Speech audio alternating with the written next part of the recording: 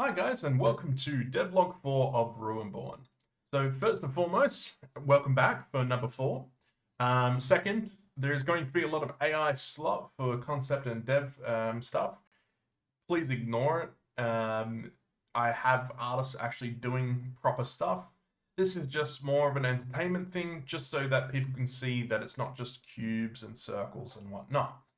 So, for starters, a lot of stuff has changed since the last devlog.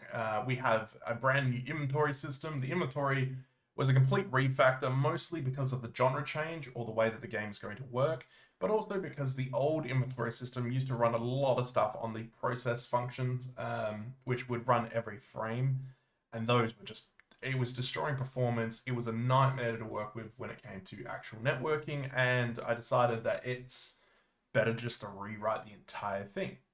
But that being said, because of the rewrite, a lot of brand new stuff has been added, and the system is, I guess, 1,000 times better. So for starters, let's go to the inventory. This is what it looks like. It's very straightforward at the moment. These will change as more things get added to the game. But if we just go and test the actual scene, you'll see that items, you have your left slot, your crafting, which work in progress, obviously. But then you also have your items. Now, each of these are technically your inventory slot. I might expand this or shrink it depending on how I want to go about it. But for now, this is just a 4x10. The perfect part is if you hover over items, they have rarities and colors. So each item has a rarity. They have different variable values. They have different equipment stuff and whatnot. So you can see like you have trinkets, you have your chest armors, your capes, your back, your gloves, your whatnot. And then you've also got materials which can stack.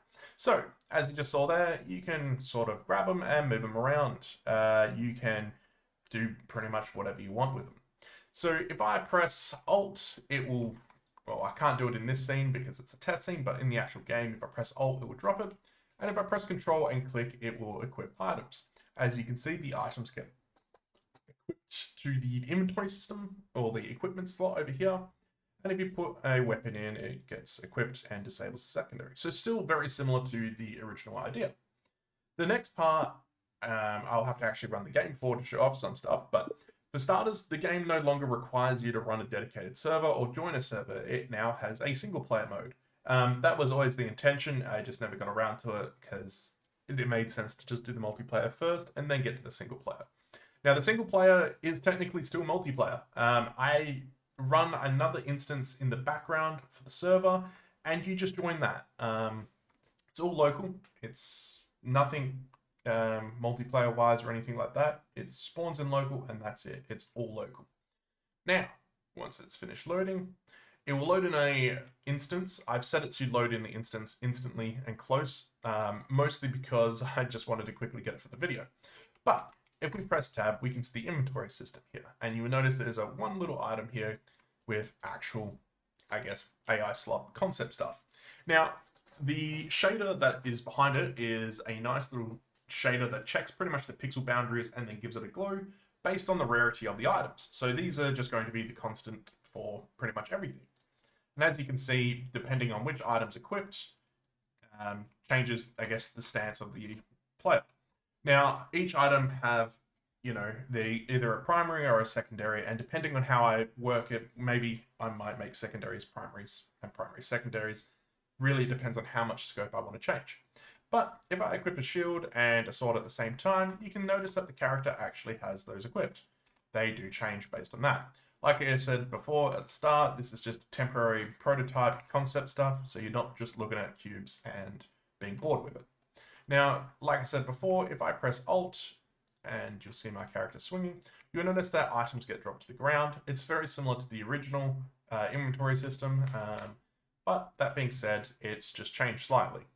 So when you press E on those items, if there's nothing in the inventory in the equipment section, it will actually equip those.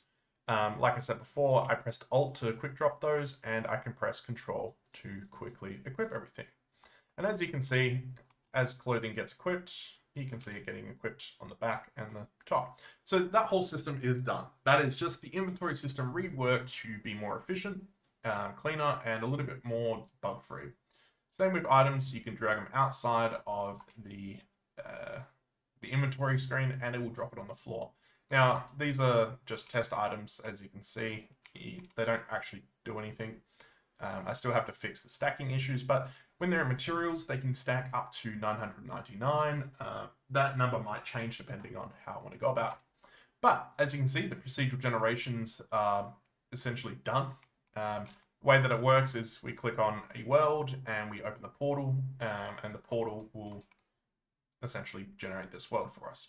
As you can see, there's also a little swarmer.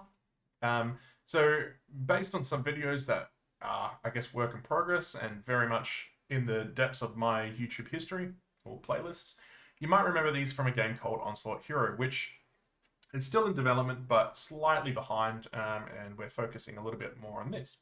Now, these guys are technically spawning in on the terrain, well, the instance. They will follow you using the zombie AI that I did in the first video, or the second devlog. As you can see, they will do the same navigation.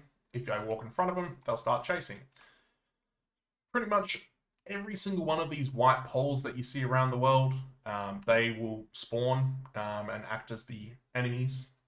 So pretty much every single instance will have different enemies. Well, different enemies based on the instances that you spawn, but they will also have different difficulties, different level design, and most probably, once they get to it, actually have points of interest. So maybe there might be a swarmer nest or an alien nest, and you can go to there and there'll be eggs, and if you pop the eggs, you might get rare resources. Or maybe there's a boss there, something along those lines. Now, they do get, they do have animations to attack you, as you can see here. They will play an attack animation, and if they're idle, not looking at you, as you can see over here, they will just play the idle animation. They won't actually do anything, they just stand there, and then once they spot you, you turn into this. Now, these enemies are pretty much, I have a nice swarming mechanic so that they can, I guess, swarm very nicely, as well as a collision system. So to prevent the server from essentially shitting itself with the amount of enemies that are on screen and that chase you, the collisions of these are very rudimentary and very basic. So they sort of check every single, I guess, every random frame if they're essentially colliding with one another, and then it sort of pushes them around each other. So this will be configured a little bit better. At the moment, I've set it to, if there's two, they do no collider. This is just performance stuff and testing, so ignore that for now. These will definitely change. Now, as they do attack, they don't really do a whole lot, but the health system is getting currently revamped as well, because I'm no longer doing the complex nature that it was before, and more, I guess, a simplified version. So your head is still your critical point, so if you get hit in the head by a bullet, you're going to take more damage. So same with enemies, they are going to have a head or critical zones rather than just, you know, your legs, your arms, your body. So there will be two types of colliders or hitbox colliders, which is your critical ones and your normal ones. If you hit a normal, you do normal damage. If you hit a critical, you do, well, that's to be decided, but maybe 2 times the damage. Equipping new items and whatnot will change stances. This is going to change as I get new animations coming in and I start making new animations. These are all just free stuff that I can get from Mixamo. I'm sure most people know about Mixamo. And I have a very dumb punching animation, but if I equip the proper system, which I need to fix, I can swing my sword like you would normally. So a lot of stuff has been done. There's not some, the animations aren't great. But also if I equip it works, if I equip the two-hander, you can see that it plays the two-hander animations and the walking cycles. There's some overlap with some things, but this has its own run cycle. So you can see the arms are actually different. And they also have a swing, which I'm still working out how I'm going to do the swinging and how I'm going to do the damage detection. Melee might have something completely different to range, or there might be a combination of the two. I'm still working on that, but once I get it done, I will have another devlog.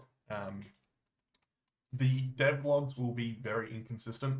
It really depends on how much time I'm able to spend on the actual game and how much content I can show off.